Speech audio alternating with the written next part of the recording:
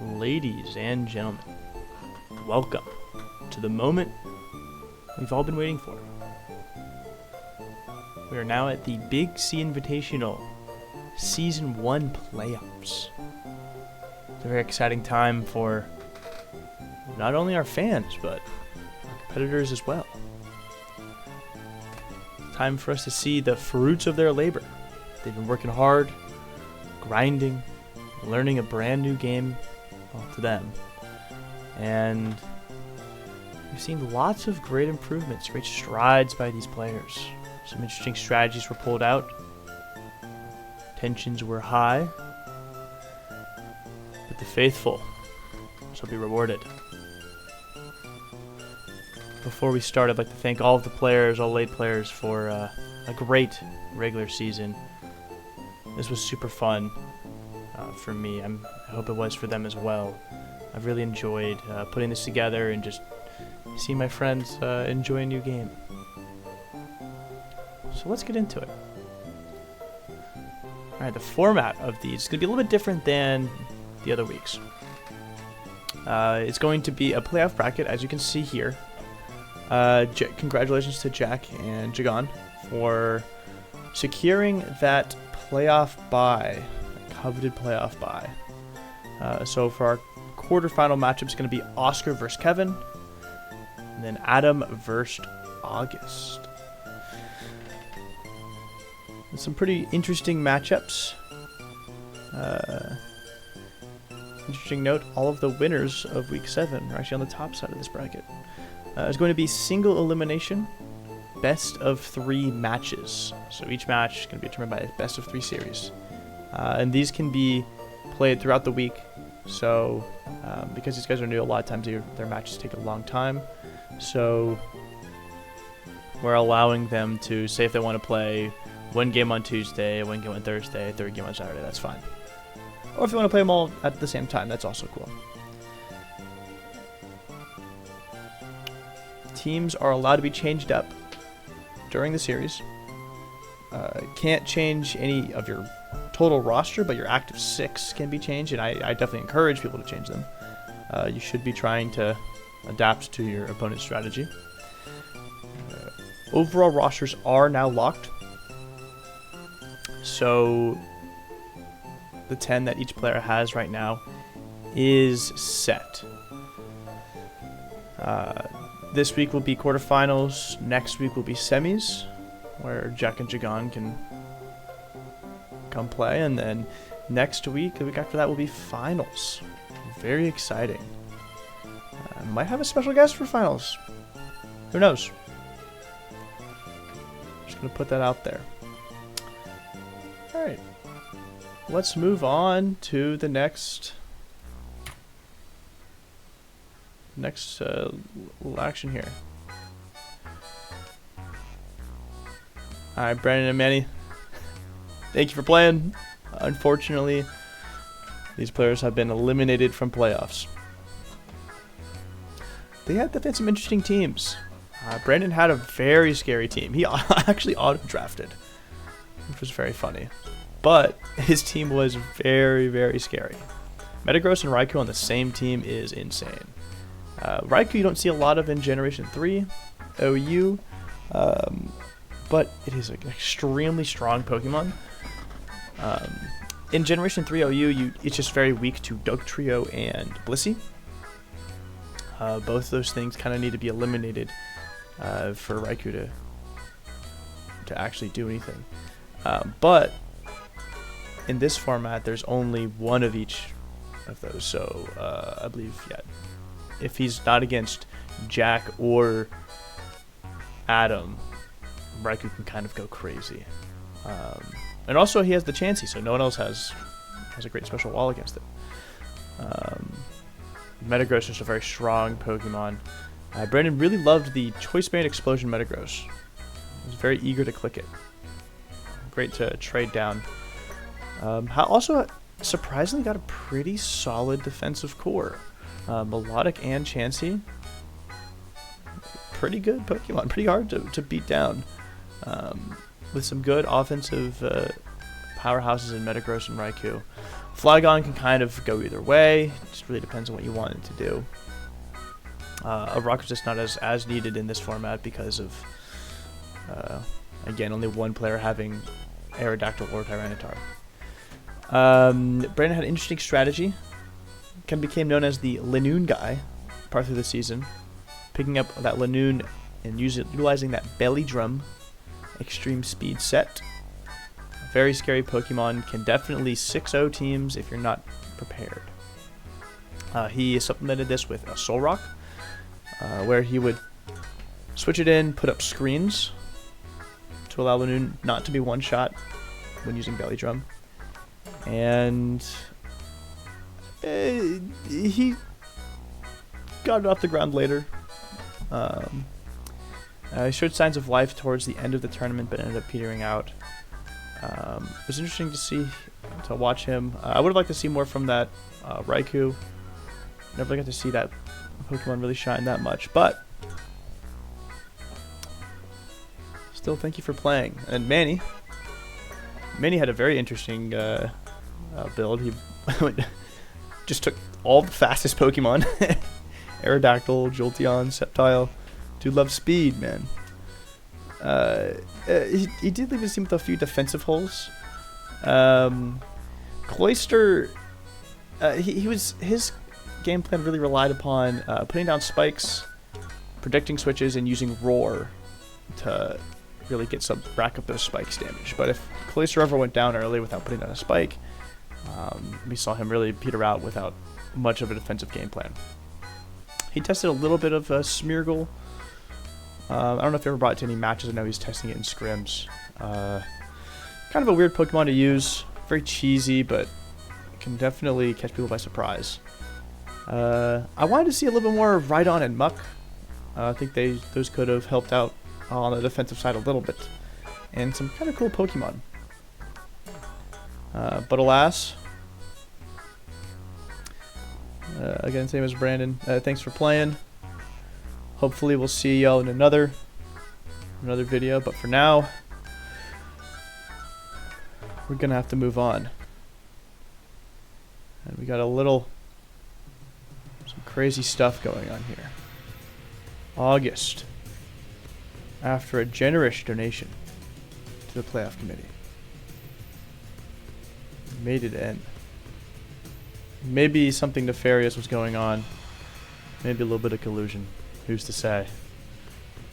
Who can really tell what goes on behind those closed doors? But they decided they wanted to see August in the playoffs. So we'll see if he can prove himself. Had a little bit of a disappointing regular season.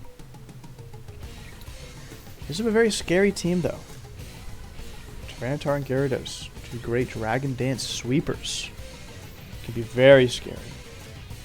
Long if you can get a Marowak going.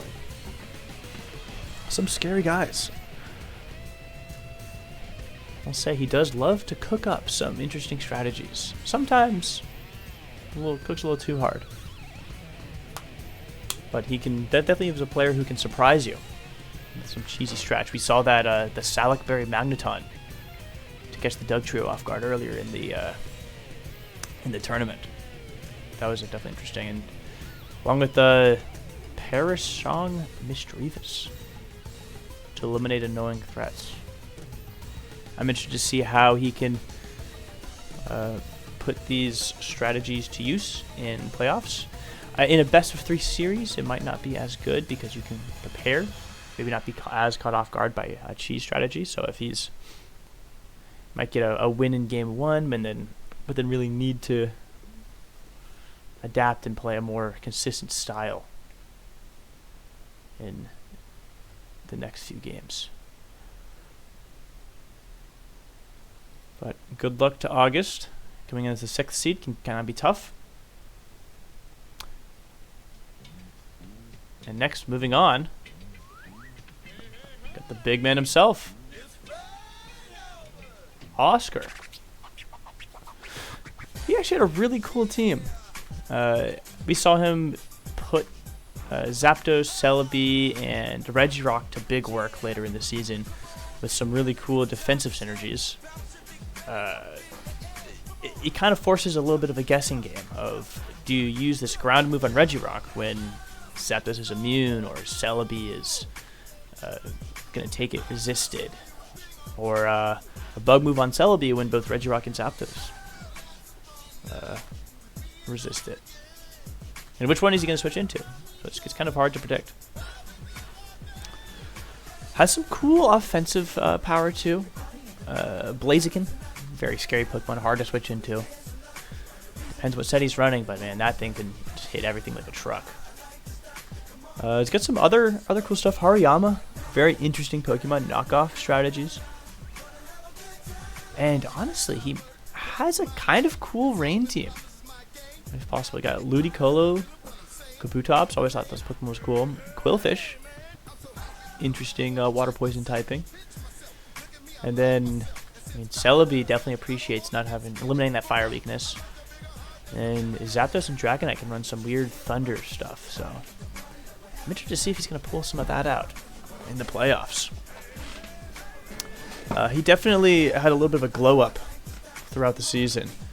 Oscar told me before he was going to maybe put 6 hours total in throughout the season, including during games. And he said recently he put in was putting in 6 hours to just each matchup. So really cool to see him improve and start to utilize some interesting strategies instead of just clicking buttons. He had an interesting development where he's realizing that his opponent's going to switch in, or going to use a super effective move, so he can just switch out. So it's cool to see if people can maybe start playing some mind games against him, or if he can start doing that himself. We saw him in the Jagan matchup in the last week get maybe 9 out of 10 predicts correct, so definitely a player I'm expecting big things from in this playoff match. And we actually have his first playoff matchup coming up right now. Kevin. Dr. Kevin, as he is now known. Congratulations, Kevin, on the PhD. Very cool. Maybe the smartest player in this tournament, but definitely the least experienced. I'm not even sure if Kevin could name more than just Pikachu as a Pokemon before this, but I appreciate his stick-to-itiveness. It was a little bit hard for him in the beginning to make time because, I mean, he was defending his thesis or his dissertation, all that stuff. But we saw a big explosion of success in the last few weeks. Maybe he doesn't quite have a ton of Pokemon knowledge, but he's kind of figuring out how people play. He did a really good job of realizing his opponent has to switch out, so he's going to use a move that hits the guy switch coming in. Very interesting. Looking at his team, this guy hates spikes. Picking 2 of probably the best rapid spinners in the game, and a ton of spikes immune Pokemon. You got Moltres, Gengar, Claydol, even a Scyther down there. So do not plan on utilizing spikes against this guy. Some really cool offensive threats. Moltres, also kind of hard to switch into. Moltres gets on the field, not much wants to take a Fire Blast or Flamethrower from it, and the threat of being burned is always there. Heracross, very, very scary. Some crazy focus punches and Mega Horns can come out of this thing. Possible Salic, very sweeping teams. So much versatility, a very scary Pokemon, have nothing to plan for it. But the big MVP of this team has definitely been Porygon 2. We've seen Porygon 2 be just absolutely unkillable in some matchups. That thing is, honestly, one of my favorite Pokemon, probably my favorite Gen 2 Pokemon. I think it's a cool design, cool little duck. And also I love the name, it's the second one. It's Porygon also, Porygon 2. Interesting fact about Kevin, he has not changed his active 6 a single time throughout the entire tournament. So I'm interested to see, is he going to ever bring anything else, or is he going to stay true? Could catch some guys by surprise. We'll see. Good luck to Kevin as things go. Right, next up, Adam. Adam has a kind of a cool team. A lot of offensive power. Breloom and Charizard kind of cover each other's weaknesses pretty well. Breloom, very scary Pokemon. I mean, Spore and Focus Punch, really just, it's hard to switch into, forces a lot of switches. Could definitely call some people out. We saw him 6-0 people in the regular season with a substitute Focus Punch Breloom. So, you got to be really, really scared of that thing. Dugtrio helps eliminate low health Pokemon. And Skarmory putting on the spikes, being a solid defensive core with Vaporeon. Both weak to electric though, so that can be a little scary. But these spikes do a lot of work when he's forcing a lot of switches with Breloom and Charizard. This guy loves Focus Punch. My favorite move in Pokemon. Very much just a call out. High risk, high reward. Get hit and you do nothing. Don't get hit and do massive damage, especially after Breloom's huge 130 attack stat, along with fighting stat. Vaporeon's been a key part of his team. Really solid defensive Pokemon. Good lead matchup too. Other members of note, Camerupt. Choice Band Camerupt can kind of do a lot. Has a good offensive profile. Jinx can be very scary. We've seen a rise of Jinx in the Gen 3 OU metagame. So we'll see if Adam can utilize some of these unique offensive threats and spikes to wear his opponent down with overwhelming force. Good luck, Adam. And now moving on to the top 2. Jagon, congratulations. First time playing Pokemon, getting a 2nd place finish. Very respectable. And also the only player to take down Jack, who has seemed unbeatable for most of the season. This guy loves his offense. That's a direct quote from him. He likes to click buttons and do damage. So expect some explosive games whenever this guy's playing. He had some cool baton pass strategies. This guy, man, if he gets going, can be quite scary. We saw a really interesting sweep from Scizor in week 1. And he was geared up for a Salamence sweep towards the end too, but had trouble getting it off the ground. His background, a little bit unconventional. Pixelmon. That's where this guy gets his Pokemon knowledge. That's where he fell in love with the Pokemon Salamence, and it's been game over ever since. I've been loving the Jagon Yu-Gi-Oh nicknames, by the way. The last few weeks, his Blue Eyes White Dragon has been a menace. He actually told me before the draft that no matter what, he was going to pick Salamence. And that was all he was thinking about. It was just pick Salamence. So, he's liked it so far. It's worked for him. Good luck in the playoffs to Jagon. The 2nd August, or actually not August, Augie. Not in August, but is in Augie. Did win the Augie matchup. And held the title for a short time. I believe it passed to Adam and eventually to Kevin. So, neither of these guys are called Augie anymore. Also for sake of confusion. And what's this? Who could be next up but Jack, King of Stall, a regular season winner. This guy is coming out with a vengeance. He seemed unbeatable.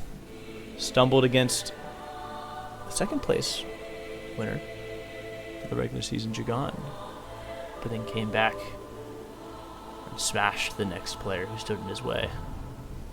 I'd hate to match up with this guy in playoffs.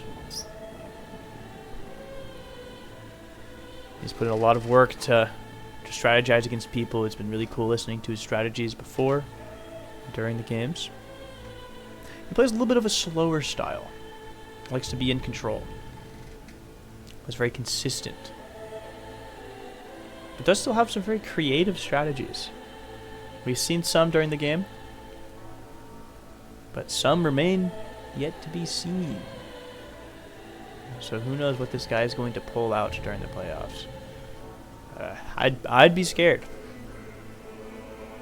There's contingency plans within contingency plans. You might think you're 2 steps ahead. That might be what he wants you to think. He isn't unbeatable though, as we've seen, despite of what might look. Jagan was able to wear him down with some pretty heavy offense. So might be susceptible to some faster games. He has some great defensive checks with the Blissey Swampert. And then, I mean, Wheezing Fortress Dusclops. Very strong walls there. Can really stall some guys out. But he relies a lot on wearing people down slowly, or power from Metacham, or spikes to really get a lot of offensive stuff done. A lot of passive damage. So might be leaving himself open to a little bit of to being blown open. If one of these walls goes down early, you can expect the games to maybe get out of control. But so far, he's done a really good job of preventing that from happening. Good luck to Jack in the tournament. That is our last player. 6 enter. 1 leaves. Stay tuned this coming week for the quarterfinal matchups. They're going to be very exciting. As a reminder, we have Dr. Kevin versus Oscar. On the top side, winner of that faces Jack. On the bottom side of the bracket, we have Adam versus August. Winner of that plays Jagan. This side's going to be very explosive. Top side might be a little more stally, but we'll see. Might have a little clash of styles in the finals. Who comes out on top? Stay tuned. I'll see you guys next week.